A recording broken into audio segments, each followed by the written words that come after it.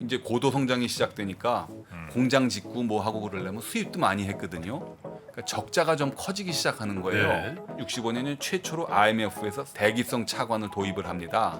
너희는 허리띠를 좀 더 졸라매. 이거 그렇죠. 갖다 팔아. 하고 구조조정에 개입을 하거든요. 한국은 목표를 세우면 항상 그 목표를 너무 잘 지키잖아요. 네. 그게 우리나라 사람들의 특성입니다. 그렇죠. 목표를 준수한 걸로 하기 위해서 뭘 조작을 합니다. 통화 증가율이 너무 높아지면 CD 발행을 늘립니다. 그러면 예금이 빠져서 CD로 옮기잖아요. CD는 통화. CD도 사실은 예금인데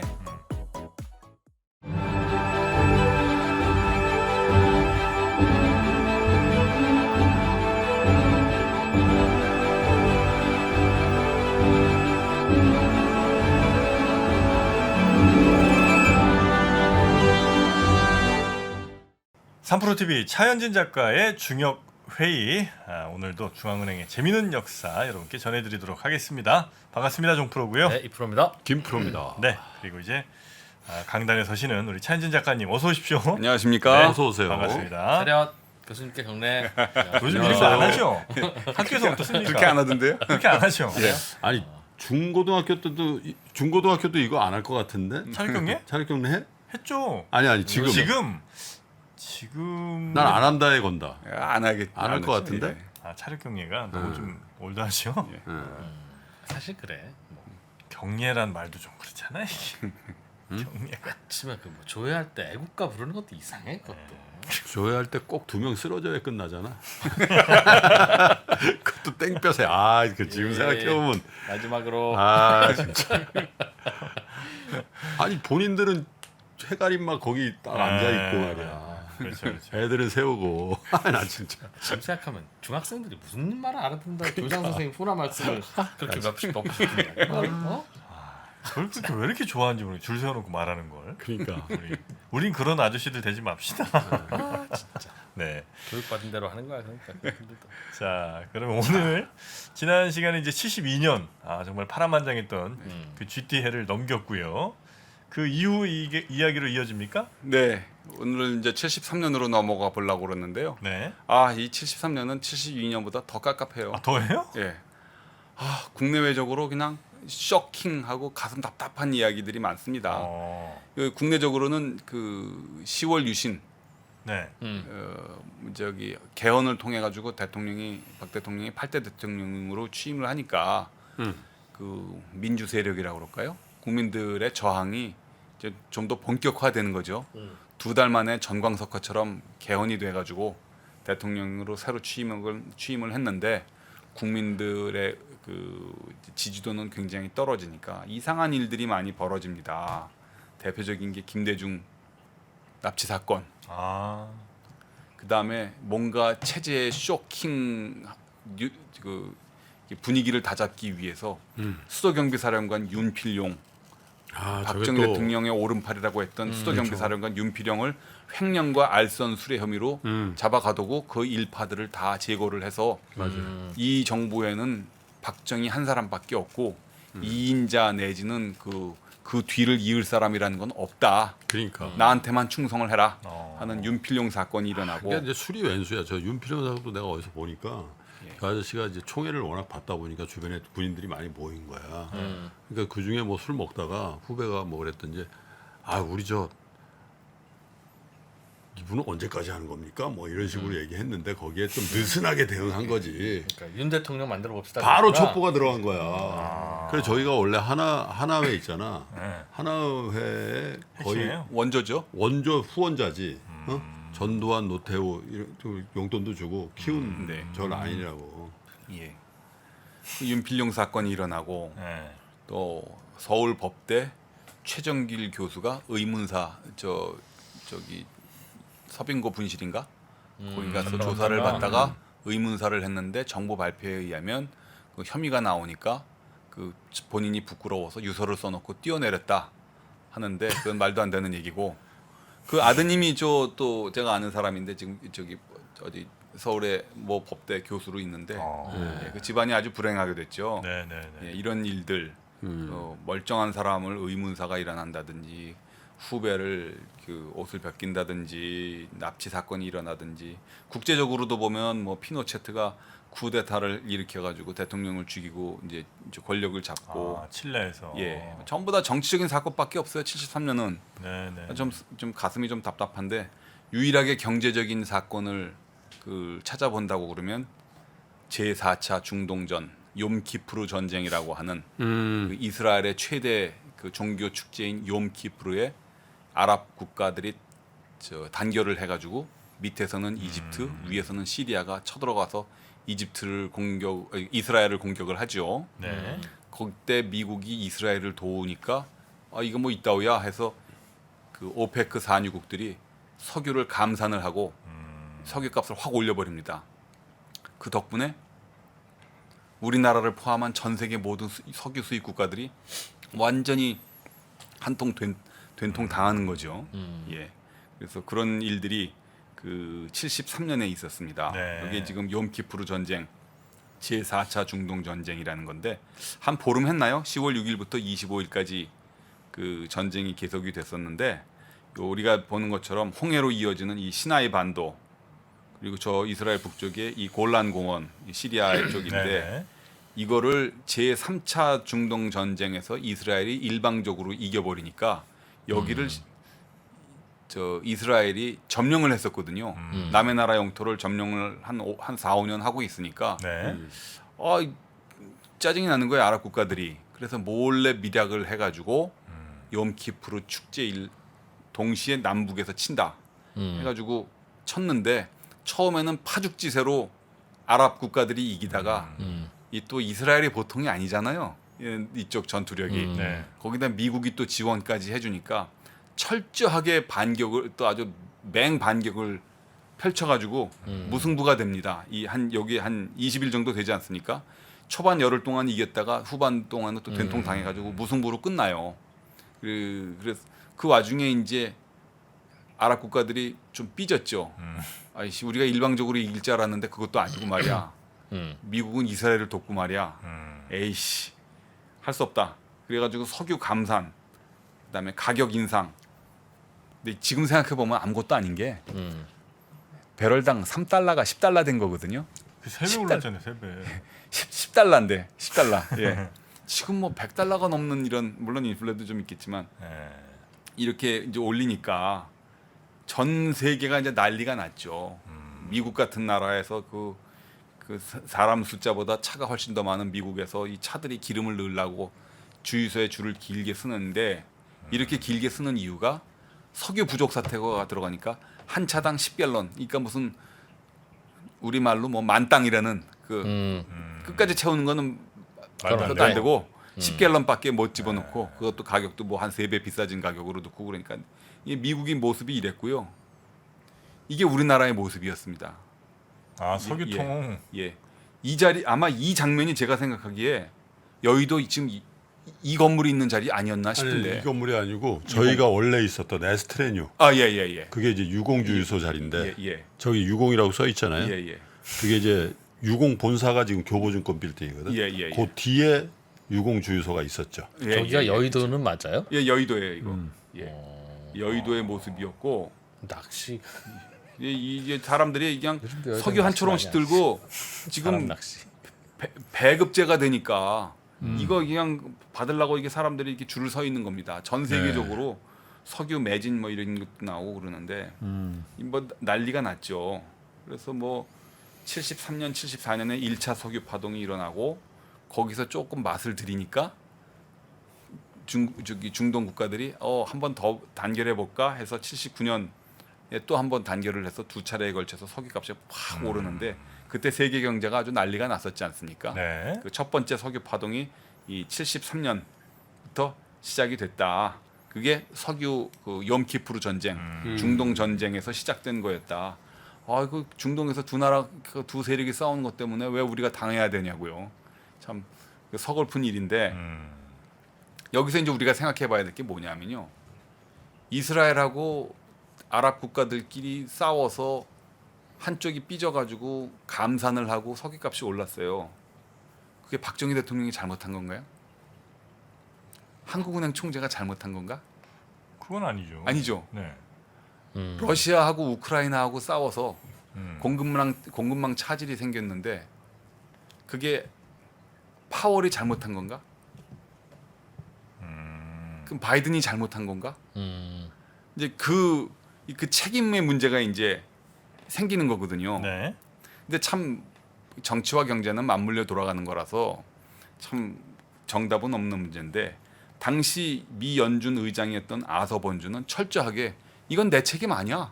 아, 그 싫어하시는 예, 거 아서 예. 먼저. 아서 번주는 무슨 일만 생기면 예. 이 내 책임 아니지. 통화 정책하고 관계 없지. 아, 결국 금리는 계속 낮춰도 돼. 후에 대사 나갔던 그. 예.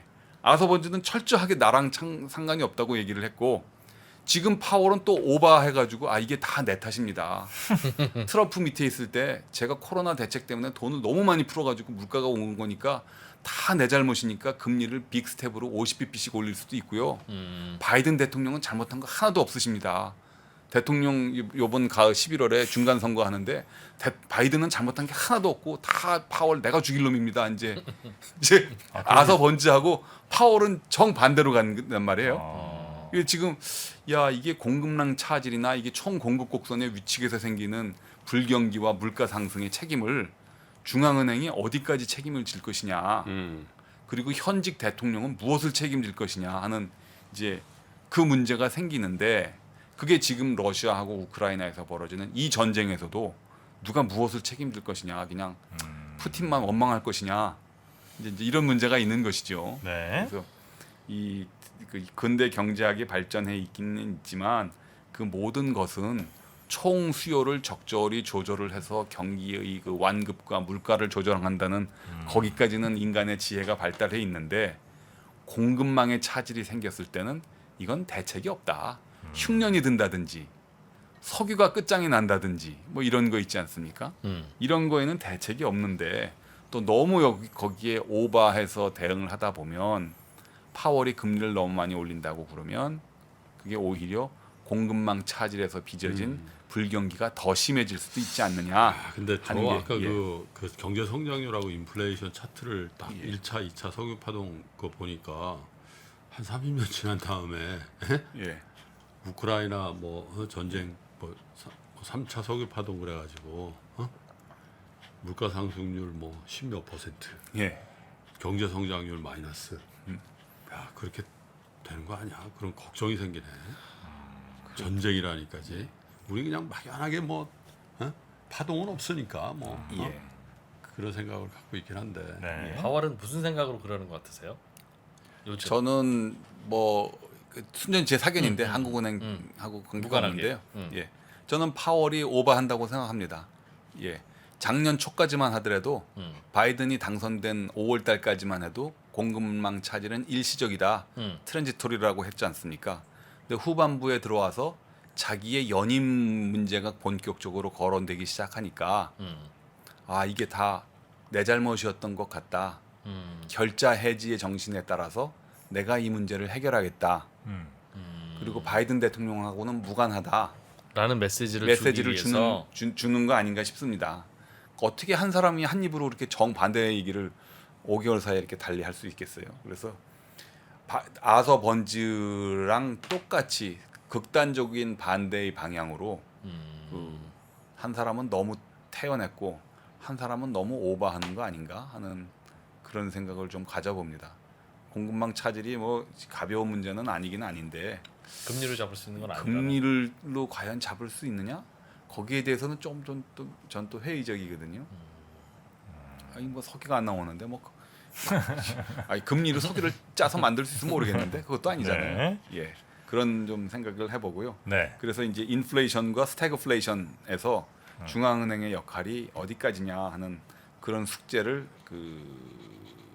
1차 석유 파동에서 한번 생각해 볼 수 있고요. 네. 지난 시간에도 우리가 얘기했지만 그러면 이 위중한 시기에 한국은행은 뭘 했느냐? 이제 제가 또 찾아봤어요. 73년에 한국은행 뭐 했지? 아무것도 안 했죠. 네. 뭐 하긴 했어요. 했어요? 예. 기록을 보니까 우리 한국은행은 2가지 새 돈을 찍었어. 이렇게 이거를 73년에 73년 이게 보는 지금 저 것처럼 10,000원권이 지금 10,000원권 아니죠? 아니죠. 예. 아. 세종대왕 얼굴하고 그 이순신 장군 얼굴이 들어가 있는 10,000원권하고 500원권을 지금 만들었다는 만원권은 겁니다. 누구야? 근데 세종이에요. 얼굴이 약간 좀 달라지셨네. 왜 달라지냐면요. 네. 이때까지만 해도 우리나라는 화폐를 제조할 능력이 없어가지고요. 네. 디자인은 영국에서 했습니다. 그래서 아. 콧대가 오똑하고 이게 영국 사람 얼굴이 들어가 있어요 여기. 아 영국 사람들이 생각하는 한국 사람의 얼굴이구나. 그 사람들이 생각하는 한국인의 얼굴입니다 이게. 아, 예. 굉장히 서양적이네. 예, 아니 서양적이죠? 그림이라도 한국에서 좀 그려서 주면 안 되나? 예. 그 선키로만 주문을 받기 때문에 좀 그 이상하죠. 안 예. 합니다. 대체 그림은 아마 줬을 건데 그 사람들이 이제 다시 예. 인쇄용으로 그렇죠, 만드느라고 예. 저렇게 됐겠죠. 아 근데 뭐. 코가 진짜 너무 어떡하네. 어떡하고 뭐 이게 서양식이에요. 예? 예. 예. 얼굴이 길쭉하게. 예. 73년 한국은행은 그래서 이 그 석유 파동 때 한 일은 새 돈을 만들었다. 아. 이 정도였다. 네네네. 아 저 때는 이제 예. 영국에서 인쇄를 갖고 네, 왔군요. 네, 그렇습니다. 500원짜리 지폐는 언제까지 쓰였습니까? 저도 어릴 때 봤었어요 500원짜리. 있었지. 예, 500원이 큰 돈이었어. 80년대 중반까지 쓰이지 않았었나요? 500원짜리 동전 나오면서 없어진 나오면서 거죠. 없어진 네. 거죠. 예. 확 나오면서. 예. 예. 아니야. 80년대 중반에는 500원짜리 동전이 있었던 것 같은데 제가 대학교 다닐 때는 80년 초반에 500원짜리가 있었어요. 80 한 3년쯤 나왔던 것 같아요. 예. 아 기억력. 저도 이 500원짜리 갖고 담배 81년. 사서 폈던 기억이 나는데 81년 솔이 400원이었었을 거리 아마. 자, 네? 솔 담배 솔이 자 한번 400원이라서 배팅 걸어보시죠. 저는 83년 봅니다. 자 우리 81년 거셨고요. 81년. 자, 우리 김프로님. 금방 500원짜리 동전. 답 나옵니다. 82년 빨리 하세요. 봅니다. 82년. 네. 자 500원짜리 동전이 과연 언제 우리 한국에서 처음 발행이 됐을지. 자 제작진 좀 찾아봐 주시고요. 아니 우리 이프로님 또 찾고 있으니까요. 있어? 네. 자 나를 믿는구나. 정답은 82년이네요. 참 찍으려면 나처럼 딱 중간을 찍으란 말이야. 82년이에요? 82년이네요. 그러니까 500원짜리 지폐가 그러면 한 10년 간 거네요. 예. 이렇게 갔었고요. 네. 한국은행이 73년에 한 일은 그래서 새로운 돈을 만들었다 하는 게 있고 제가 한국은행은 그때 이 위중한 시기에 무엇을 했는가 하고 찾아봤더니 조직 개편을 해서 뭐 부서를 없애고 만들었다. 뭐 이런 거 뭐. 그거까지는 뭐 우리가 그러니까 제가 드리고 싶은 얘기가 뭐냐면요. 네. 이때 이제 눈에 띄는 게 이제 역시 그 조직을 움직이는 거는 그 한 기관은 결국 돈하고 인사 아닙니까, 그죠? 네네. 예, 그 임원 인사에서 그 이 고도 성장 사회에 빨리빨리 승진하고 경제가 빨리빨리 커져가지고 이 사람 임원 한 1년 하다가 바깥에 나가서 은행장도 하고 뭐 이렇게 굉장히 그 사회가 역동적으로 움직였던 그런 시절인데요. 한국은행의 부총재하고 이사가 3년 임기를 다 채우고 중임을 해요. 이게 무슨 얘기냐 하면 한국은행 사람들이 나가서 새로운 환경에 적응되는 것도 싫어하고 그냥 여기 눌러 앉기를 바라는 겁니다. 메타볼리즘이 뚝 떨어져 가지고 그냥 우리식끼리 살자. 요 다음 해 74년에는 김성환 총재가 또 중임을 해요. 그러니까 고인물이 되는 거죠. 누가 특별히 건드리지만 않으면 예, 그냥- 우리끼리 산다. 예. 그래서 지금 뭐 아직 살아계신 분들이 있어서 말씀을 드리긴 뭐하지만 한국은행의 배하주 라인이라는 얘기가 있어요. 배 씨, 하 씨, 주 씨 세 사람 지금 뭐 대부분 살아계셔서 내 말씀을 안 드리는데 네. 그 사람들이 특정 지역 출신입니다. 그분들이 한국은행 인사를 꽉 잡고 이 한국 한때. 특정 학교, 특정 지역 사람들만 잘 나갔던 때가 있었어요. 때가 때가 있어서. 있었어요. 지금도 그게 이어지고 있어요. 아 지금 이제 끊어졌죠. 그랬어요? 예. 그분들이 뽑았던 사람도 그럼 퇴임했습니까? 그래야 끊어지죠? 예, 그렇죠. 뭐 거의 다 이제 나갔는데 제가 그러니까 무슨 얘기냐면 73년에 이 고도 성장 사회 그리고 또 그때 잠깐 오일 쇼크 같은 게 일어나 가지고 사회가 급박하게 움직이는데 한국은행은 갈라파고스 섬처럼 딱 고립이 돼서 우리끼리 그냥 아이 중임하지 뭐. 아이 뭐 한 번 더 하지 뭐. 아이 뭐 이런 분위기였다. 저는 우리 선배님들이지만 네. 이거는 우리 한국은행이 얼마나 남대문 출장소로 비하가 될 때는 근데 우리 책임도 좀 내가 있다. 네이버에는 나올 줄 알고 딱 쳐봤거든. 안 나오죠. 한국은행 배아주 라인 안 나오죠. 없네. 안 나오는데 뭐 살아계셔서 말씀하시기 좀 그렇다고 예. 하는데 저 딱 써 있잖아요. 부총재 배수근 이사 하영기. 아니 그러니까 근데 어느 지역이냐 이거야. 아, 영남이냐 지역이? 호남이냐 뭐 대충이야. 충청이냐 PK입니다. PK. PK 예. 부산 경남. 예. 그래서 좀 이 중요한 시기에 좀 더 팽창 좀 바깥으로 나가서 큰 일도 좀 하고 중요한 것도 해야 되는데 새로 한 거랑은 돈을 새로 찍는 것 말고 이제 저분들이 딱 요번 주말에 모여서 아 차연지. 차연진 그러면 안 되겠더라. 차연지. 이거 봤나? 차국장 그러면 이렇게 되는 거 아닙니까 이거? 내는 안 나왔어요. 나 주시해요. 저도 얼마 안 남았어요. 얼마 예. 73년이 그래서 이렇게 꿀꿀한 한 해가 네. 지나가고요. 이제 74년이 되면 이제 더 쇼킹한 얘기가 나옵니다. 여기 보시는 것처럼 8.15 사건 아. 유경수 여사가 피격당하고요. 긴급 조치 1, 2, 3, 4호가 발동이 되고 동아일보 파동이 저 생겨가지고 때부터 정부가 이제 슬슬 나라 흔들리는 거지. 이제. 민청학년 사건이 나고 제일 땅굴이 발견되고 뭐 해외에선 판단이 닉슨 제대로 안 사건, 되기 예. 시작할 때죠. 이때 이게 와이프 죽고. 뭔가 이제 나라가 이제 저 크게 움직이는 이제 이런 네네. 일이 생기는 거죠. 변고들이 많이 생겼던. 예. 그래서 이거를 여기서 정치 사건이 대부분이기 때문에 이 자리에서 얘기하기는 좀 그렇고 네. 굳이 오늘 이야기를 한다면 경제 얘기만 국한해서 이 통화량 목표 방식을 서독이 선진국 중에서 처음으로 채택을 합니다. 통화량을. 그러니까 통화주의. 그러니까 70년대 네. 그 닉슨 쇼크가 있고 난 다음에 각국이 그 전에는 통화 정책이라는 것이 사실 중앙은행에 힘이 없었거든요. 네. 각국이 지켜야 될 환율 고정 환율 제도였잖아요. 그리고 미국은 1온스당 35달러라는 그 확정된 그 환율로 금을 바꿔줘야 될 의무가 있었기 때문에 돈을 함부로 풀 수 있는데 어느 정도 제한이 있었는데 그게 71년 닉슨 쇼크와 함께 모든 게 원칙이 깨져 버리니까 각국이 급하게 툭하면 돈을 더 찍어가지고 경제난을 그 해결하거나 아니면 경기를 부양하다 보니까 전 세계적인 인플레이션이 진행이 되는 가운데 야 이래서는 안 되겠다. 각국 중앙은행들이 우리는 통화량을 8%만 늘릴 거야, 6%만 늘릴 거야 하는 통화량 목표 방식을 채택해야 되는 거 아니냐 하는 걸 밀턴 프리드만이라는 경제학자가 통화주의를 내세우면서 결국은 인플레이션을 잡으려면 통화량 자체를 줄여야 된다 주장을 하니까 서독이 오케이 우리 세계에서 가장 하이퍼 인플레이션을 크게 고생했던 독일이 제일 먼저 따른다 하고 이거를 채택을 하거든요. 74년에. 네네.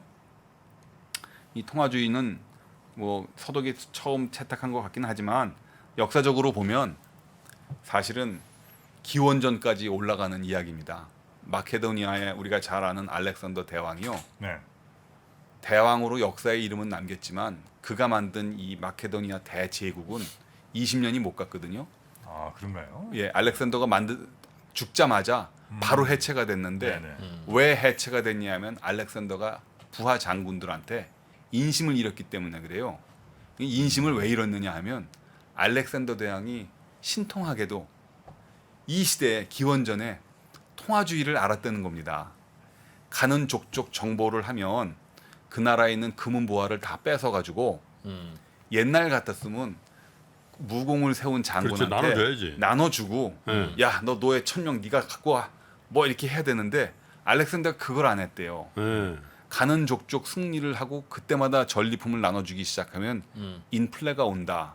그래서 장군 수고했는데 오케이 너 약탈한 거 다 갖고 와 해가지고 창고에 꼬박꼬박 쌓아두니까 마케도니아 자체의 국고는 부유했지만 장군들은 야 그럼 우리가 왜 싸웠냐 여태까지 이거 우리도 안 주고 말이야 하고 입이 이렇게 나와 있었는데 알렉산더가 죽어버린 거예요.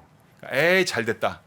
그럼 이런 나라는 이런 놈의 나라는 유지될 필요가 없고 거기 있는 우리 금고에 있는 그 보석들을 가져가자. 보석들 우리 나눠 갖고 근데 나눠주면 왜 인플레가 나요? 그 나라에서 그냥 쓰라 그러면 되는 거 아니야? 거기 딱 주둔해가지고 현지에서. 예. 어? 네. 야 너는 거기 주둔군 사령관이니까 예. 거기 그 해서 다 노예하고 예. 뭐 거기서 유통시켜. 예. 그러면 마케도니아 본국에는 영향 안 주잖아요. 본국으로 자기 가족들한테 또 그렇죠. 보내고 뭐 그러겠죠. 그렇겠죠. 예. 아, 그래? 순천 이마트에서 번 돈 다 이제 서울 와서 쓰고 그러잖아요. 예. 그래서 알렉산더 대왕이 통화주의의 최초 예, 예. 주창자였다는 그런 얘기가 견해가 있어요. 있는 얘기도 예. 있고요. 그냥 그- 욕심꾸러기였네. 그 실제 저 젊어서 그래. 저기 아직 어려가지고. 그렇죠. 어? 예. 그저 장수들 중에는 나이가 훨씬 많은 사람들도 많았을 거라고. 그렇죠. 예. 그 정서적으로 저거 안 되는 거야. 바로바로 나눠줘야 돼. 네. 아, 3프로 TV에서 스포너스 얼마나 주실까 또 기대하는 분들 많겠습니다. 진짜 특별 방송을 한번 해야지 정말. 진짜. 그때 대표님들이 결정하셔야죠. 예, 일단 올해는 긴축 경영입니다. 그 알렉산더 대왕 말고 또 한참 시간이 지난 다음에 14세기, 15세기가 되니까 프랑스의 장 보댕이라는 이 법학자입니다. 네. 법학자가 또 통화주의 얘기를 끌고 나와요. 아, 유럽 물가가 한동안 안 올랐는데 가만히 보니까 한 몇십 년에 걸쳐서 이렇게 계속 물가가 오르는 거예요. 영국만 오르는 게 아니고 스페인도 오르고 프랑스도 오르고 이거 왜 오르는지 가만히 따져보니까 아, 스페인이 신대륙을 발견하고 난 다음에 은이 막 들어. 거기서 은이 들어오니까 세계적으로 물가가 뛴다. 이거는 영국 왕, 스페인 왕, 프랑스 왕이 잘못해서 생기는 게 아니고 통화량이 늘어나서 그런가 보다 하고 장 보댕이라는 사람이 물가 상승을 국왕한테 불평을 털지 말고 그 우리들의 그 절제를 못하는 이런 거에 원인을 돌리자 하는 이 굉장히 그 왕당파 같은 이야기를 합니다. 그리고 우리가 이 은을 캐내기 위해서 이 식민지에서 수운을 통해 가지고 노예를 아프리카에 잡아와서 이런 일을 시키니까 얘네들만 죽어나는 게 아니고 우리는 물가 상승이라는 걸 통해 가지고 유럽이 가만히 앉아서 서민들이 고통을 당하지 않느냐. 우리 모두는 좀 더 절제를 하자. 장 보댕이 법학자이자 철학자이자 그 개신교 그 학자였었어요. 네네네. 그래서 우리의 종교적인 심성이나 이런 절제 같은 걸 좀 그 키우자 해서 장 보댕이라는 사람이 통화주의를 빗댄 그 절제를 강조를 했었거든요. 통화주의는 이렇게까지 역사가 오래되는 건데 20세기에 들어와서 어빙 피셔라는 사람이 대공황 때 우리가 미국 경제가 저렇게 작살이 낸 거는 돈을 덜 풀어서 그러니까 돈을 더 풀자 이런 얘기를 했고 70년대, 60년대부터 70년대에 이르는 인플레이션, 하이퍼 인플레이션까지는 아니지만 대인플레이션 시대에 밀턴 프리드만이라는 또 경제학자가 아, 미국 경제가 이렇게 물가가 뛰는 거는 통화량을 너무 많이 그 통화가 너무 늘어나서 그런 거다. 이제 이렇게 그런 얘기를 하는 바람에 통화주의 이론이 60년대, 70년대를 전 세계를 풍미를 하죠. 네. 저는 개인적으로는 밀턴 프리드만 이론이 저기 그 맞지 않다고 생각을 하는데 이 밀턴 프리드만이 이 제자들을 잘 키워가지고 아무튼 덕분에 노벨상도 받고 굉장히 유명해졌습니다. 아, 물가는 통화량과 관계가 없다고 생각하세요? 그렇게 강하지는 않다고 생각해요. 그리고 저는 밀턴 프리드만이 한 모든 말들은 다 거짓말이라고 생각하는 게 이 사람이 경제학자가 아니고 통계학자였거든요. 처음부터. 예, 예. 뭐 인플레이션은 언제 어디서나 화폐적 현상이다. 이거 지금 굉장히 지금 그래요? 지금 전국의 그 밀턴 프리드만을 추앙하는 경제학자가 그 경영학자에 한 2,000분 이상 되거든요. 예. 단단히 좀 각오를 하셔야 되겠습니다. 아니 근데 밀턴 프리드만이 네? 이 양반이 한 얘기를 대부분 보면요. 네. 이런 얘기예요. 인플레이션은 언제 어디서나 화폐적 현상이다. 예. 그 말로 유명하잖아요. 예. 그러면 인플레이션이 그게 무슨 생리적 현상이겠어요? 화학적 현상이겠어요? 당연히 화폐적 현상이지. 돈의 가치가 떨어지는 건데 이 사람이 하는 얘기가 다 이게 순환 논리예요. 아, 너무 당연한 얘기다. 그러니까 가만히 생각하면 허무한 얘기예요. 그럼 이게 뭐 의학적 현상도 아닐 거고 그럼 물리적. 성경도 다 허무하죠. 그럼 이웃끼리 사랑해야지. 그럼 들고 싸우면 좋아요? 아니 그래서 이 사람 얘기를 보면 그 통화량이란 네. 아메리카 대륙처럼 발견하는 게 아니고 네. 도량형처럼 고안해내는 거다. 네. M1, M2, M3가 그 나라에 따라서 달리 정의될 수가 있다. 네. 그런 아주 아름다운 얘기를 합니다. 음. 그게 근데 M1이 그럼 뭐예요? 그 M1이 왜 중요해요? 그러면 M1이 그 나라의 물가와 성장을 가장 잘 설명하기 때문이야. 그게 통화주의라고 그러는 거야. 그러면 M1은 어떻게 정의해요? 그러면 그거는 그 나라의 고용과 물가를 가장 잘 설명할 수 있는. 그걸로 정해야 돼. 그러니까 가만히 보면 밀턴 프리드만의 모든 말은 이렇게 순환 논리예요. 그래가지고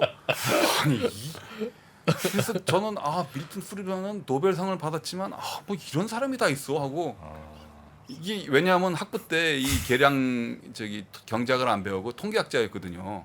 통계적으로는 엄청나게 큰 발견을 한 것 같은데 논리적으로 보면 틀린 게 되게 뭐 이런 얘기를 해 하고 저는 통화주의는 별로 따르고 싶지 않은 생각입니다. 틀렸다기보단 뻔한 얘기나 앞뒤 예. 그런 앞뒤 연결 잘 안 되는 이야기 하신다. 그렇죠, 예. 그리고 유태인이었기 때문에 과대평가된 게 좀 있어요. 같은 통화주의를 얘기했는데 어빙 피셔를 기억하는 사람은 별로 없어요. 이 사람은 스코틀랜드 출신인가 그렇고요. 이 사람은 유태인이었거든요. 유태인들이 조금 약간 그런 뭐가 좀 있어요. 너무 과대평가된 것 같아. 네. 이건 이제 앞부분 하이라이트로 차이가 넣어주시기 바랍니다. 차이님 작가님 앞에서는 그 누구도 그냥 바로 쓰러지네 그냥. 밀턴 웃는 프리드만. 프리더먼이 날아갔습니다. 과대 포장된 듯. 큰일 났네요. 질서가 너무 많아. 그래서 서독은 자기네들이 74년에 통화량 목표 방식을 세계 최초로 채택을 했다 하는 걸 자랑을 하는데 과연 그럴까 하고 제가 또 뒤집어 봤어요. 또 아니네. 아니더라고 보니까 우리나라는 네. 57년 이승만 정부 때 이미 우리나라 같이 미국 원조를 갖고 사는 나라가 함부로 돈을 찍으면 물가가 뛰어서 민심이 이반한다고 해서 한국이 57년부터 연간 또는 분기 단위로 애만 공급 한도를 만들어 놓고 관리했었어요. 57년부터? 이승만 대통령 때도 우리가 이렇게 했거든요. 그래서 제가 서독 웃기고 앉아 있네. 우리가 더 빨랐어 하고 제가 얘기를 하는 거거든요. 네. 근데 65년이 돼가지고 우리나라가 왜 국제 수지 불균형 이제 고도 성장이 시작되니까 당분간은 우리가 수출도 많이 했지만 공장 짓고 뭐 하고 그러려면 수입도 많이 했거든요. 그러니까 적자가 좀 커지기 시작하는 거예요. 네. 적자가 커지니까 우리나라가 65년에 최초로 IMF에서 스탠바이 협정이라는 걸 맺어서 대기성 차관을 도입을 합니다. 근데 IMF는 그때도 그렇고 지금도 그렇고 돈을 그냥 허퍼하게 주는 게 아니고 이거 줄 테니까 너희는 허리띠를 좀 더 졸라매. 이거 그렇죠. 갖다 팔아 하고 구조조정에 개입을 하거든요. 그러면서 IMF가 미주알 고주알 우리 한국 경제에 대해서 너희 애만이 뭔지 알아? 우리 압니다. 57년부터 관리해 왔습니다. 그거 애만 그럼 하지 말고 한국은행이 관리하는 순국내 자산을 목표치를 나한테 갖고 와봐. 뭐 66년부터 69년은 그렇게 했다가요. 가만히 보니까 순국내 자산보다는 본원 통화가 낫겠다. 이걸로 해. 아니면 국내 신용으로 해. 뭐 해가지고 미주알 고주알 계속 한국 경제에 끼어 들어가가지고 옛날에는 미국 행정부가 들어와서 잔소리를 했는데 돈 몇 푼 주어진다고 IMF가 와서 자꾸 싫은 소리를 하니까 한국은행 제가 88년 한국 외환 위기가 시작되기 전에는 88년을 마지막으로 우리가 IMF의 모든 빚을 저때 입행 아니세요? 갔었거든요. 제가 이때 한국은행 다니면서 네. 국제기구과 IMF 담당 직원이었어요. 네네네. 그래서 저 이태원의 저쪽 힐튼 호텔, 하얏트 호텔 밑에 IMF 한국 주재관 집에 맨날 미스터 차 뭐 좀 갖다 달라고 그러면 서류 갖다 주기도 하고. 아씨 진짜. 들어서 갚으셨군요. 예, 별 그지 같은 꼴을 다 당했는데. 참 그때 그래 가서 서류 전해주면 그냥 서류 받고 가는 거예요? 가서 아니 서류를 주고받는 거 정도는 한국은행 직원이니까 당연히 하는데 네. 이태원 그 밑에 아주 저택들에 저택. 대저택들 네. 보니까 그 집에 보니까 네. 밑 두꺼운 유리로 돼 있고 밑에 잉어가 다니는 거예요. 아그 바닥이 바닥에? 바닥에. 그런 집이 있었어요. 예, 옛날에. 예. IMF 공무원 월세집이 예. 네. 근데 그 잉어가 죽었다고 나보고 어떻게 좀 해달라는 거예요. 그걸 한국은행 직원이 나쁜 놈들이네. 지금 와서 진짜 이제는 말할 수 있다 아주 얘기를 하는데 어우. 그런 일까지 한국은행 직원이 가서 해줘야 될 정도로 IMF의 눈치를 봤었습니다 우리가. 모든 인원의 사망은 화폐적 현상이지. 아, 아 진짜 집 관리하는 사람 있었을 텐데. 아 그때 또 왔던 사람이 신뢰했네요 그분이 차 현진 사원을. 그 빌라누에바하고 그 다음 후임자가 로이 바반이라는 둘 다 필리핀계 이코노미스트였는데 네. 아 저 두 사람한테 진짜 시달려가지고 진짜 그 지금 생각해 보니까 뭐 그리고 IMF에 이렇게 뭐 예. 파견을 오라든지 뭐 이런 일은 없었습니까? 그 다음에는 그 IMF 출장도 좀 가보고 그랬는데 그래서 네. 그때 그 씁쓸했던 기억이 있어서 저는 IMF가 안 좋아요. 아무튼 IMF 65년부터 IMF한테 돈 몇푼 꾼 것 때문만이라도 네. 한국은행은 반강제로 한국과 한국은행은 통화주의를 채택했었다. 네네. 소득보다 빨랐다. 음. 문제는 뭐냐 하면 한국은 목표를 세우면 항상 그 목표를 너무 잘 지키잖아요. 네. 그게 우리나라 사람들의 특성입니다. 그렇죠. 이제 신흥 시장국인데 우리 IMF하고 맺은 협정에 따라서 관리를 잘해. 근데 어떤 때는 그걸 지킬 수가 없을 때가 있어요. 몇 번에 걸쳐서 이제 요거 88년 같은 경우에는 15에서 18%로 하기로 했는데 18.8로 가고 막 그러잖아요. 저게 못 그러면- 지킨 거예요 저게? 그러면 어. 이건 이런 이유에서 안 지켜졌습니다. 목표를 다시 설정합시다. 그래야 되는데 한국 사람의 장점이자 단점 중에 하나는 목표를 준수한 걸로 하기 위해서 뭘? 조작을 합니다. 조작을 해. 에. 대표적인 게 CD라는 걸 만들어요. 양도성 예금 증서. 그래서 통화 증가율이 너무 높아지면 CD 발행을 늘립니다. 그러면 예금이 빠져서 CD로 옮기잖아요. CD는 통화. CD도 사실은 예금인데.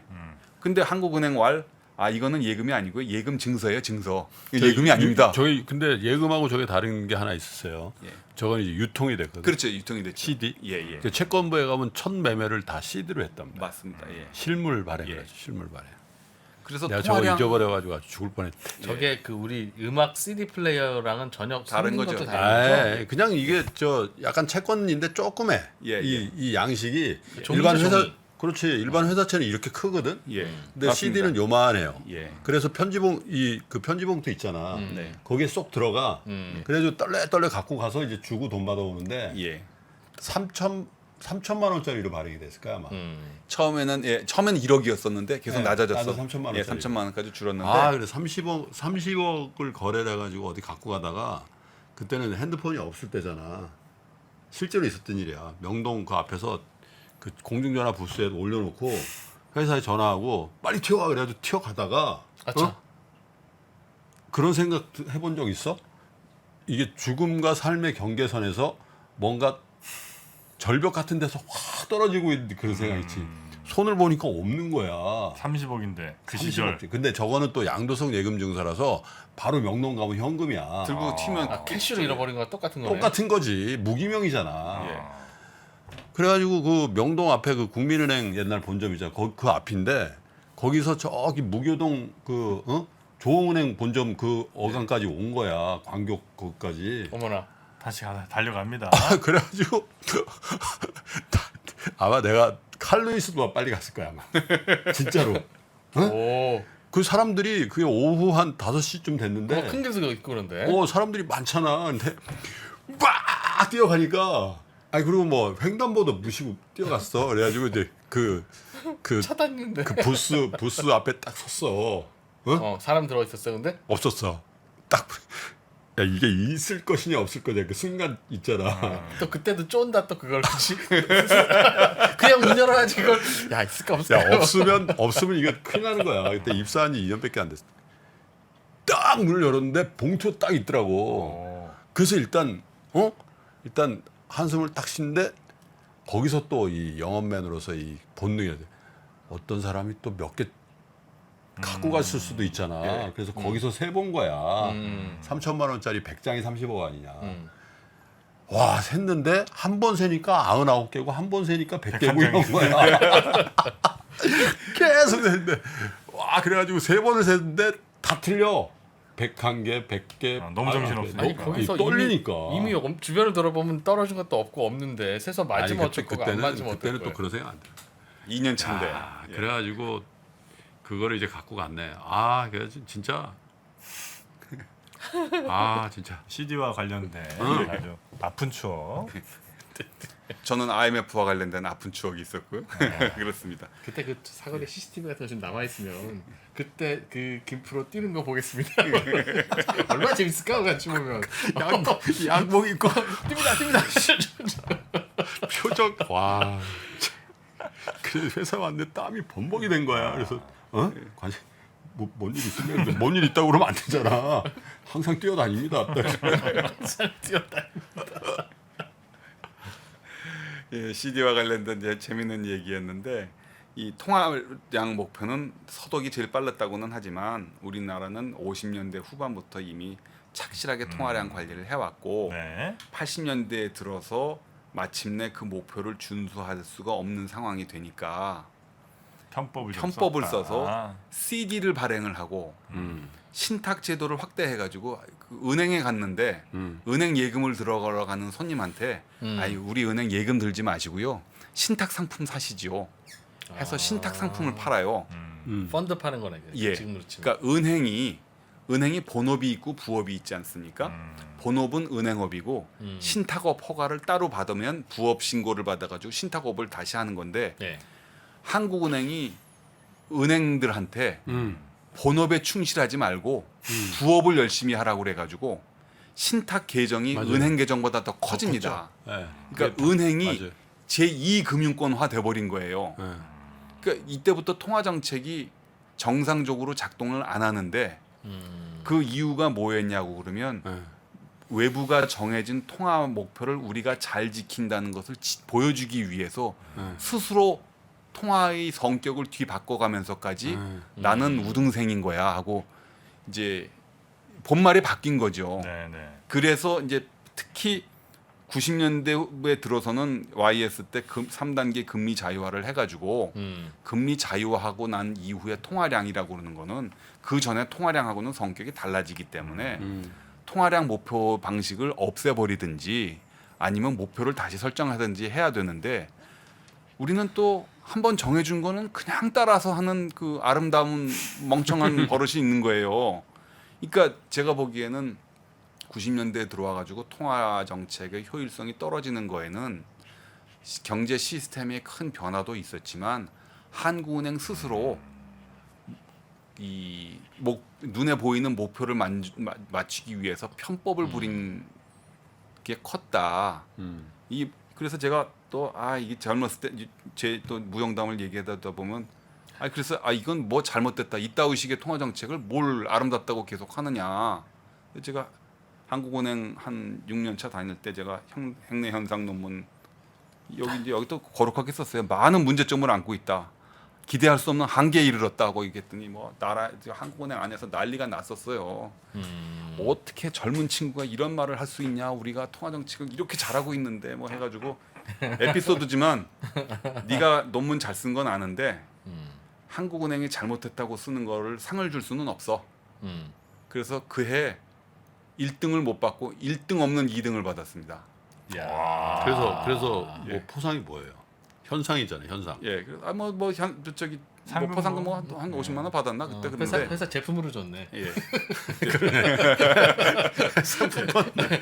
우리 자사 회사 상품권. 자사 제품으로. 젊은 제가 보기에도 이런 식으로 조작까지 해가면서 통화 목표를 지키는 게 무슨 의미가 있냐 이거. 재발등 자기가 찍는 건데. 그래서 이때쯤 통화 정책 메커니즘을 바꿨으면 뭐 외환 위기가 뭐 안 일었다까지는 얘기는 안 하겠는데 많이 달랐었을 맞아요. 것이다. 이런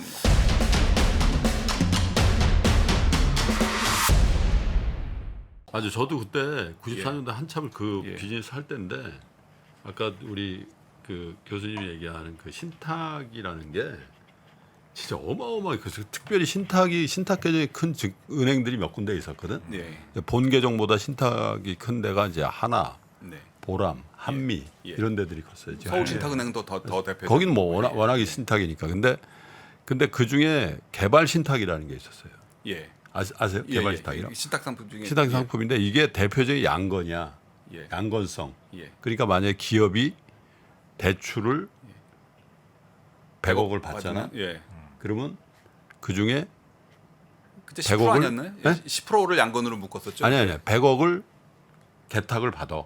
예. 그러면 이 개탁을 우리 같은 채권맨들이 유동화를 시켜줘. 그렇게 대출이 나가는 거야. 바로 만약에 대출해 주는 게 아니고 자기네 100억을 상품- 받잖아. 양건이 뭐예요? 양건성이라는 게 이제 닭은 뭐예요? 아이, 하지 마. 양건성이라는 게 꺾기라고 들어봐서 꺾기. 됐어. 꺾기. 그러니까 대출 그러니까 대출을 해주는 돈이 들어 달라잖아. 알잖아. 눈빛 봐라 지금. 아니, 쉽게 설명해. 쉽게 설명을. 아니 그러니까 꺾기라고 그래. 그러니까 대출을 명목으로 해서 네. 수신행위를 하는 걸 꺾기라 그러잖아. 근데 그걸 신탁으로 만든 거야. 예. 대출을 해주면 대출금을 100억 대출하는 순간 100억을 신탁을 넣어. 그러면 예. 대출 효과가 전혀 없잖아. 그럼 네. 증권회사 전화한다니까. 야 100억 그 개발 신탁 그 가입했으니까 이거를 유동화를 해줘라. 그러면 기관 투자가 그걸 사주길 수 있게 해준 거야. 근데 그거를 기관 투자가한테 이른바 깡이지. 그러면 99억이 나와. 아. 99억을 그 업체한테 주는 거지. 1억은 그냥 먹는 거고. 1억은 이제 그 신탁 상품과 대출 간의 마진이 되니까 은행은 또 먹는 거야.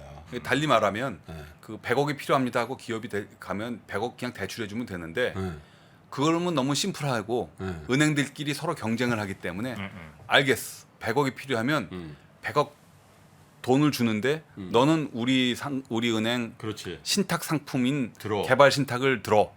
근데 그럼 내가 돈이 필요하지 개발 신탁이 필요한 게 아닌데 어떡하냐 그러면 그럼 이거를 네가 증권회사 가서 팔아서 유동화 써. 시키는 게 저죠. 그렇게 CB도 되니까 그랬거든. 예. 그러니까 그렇게 되면 기업은 자기가 필요한 100억을 대출 받아야 되는데 각종 수수료로 120억 뛰느라고 대출받아야지. 99밖에 못 받으니까 그렇지.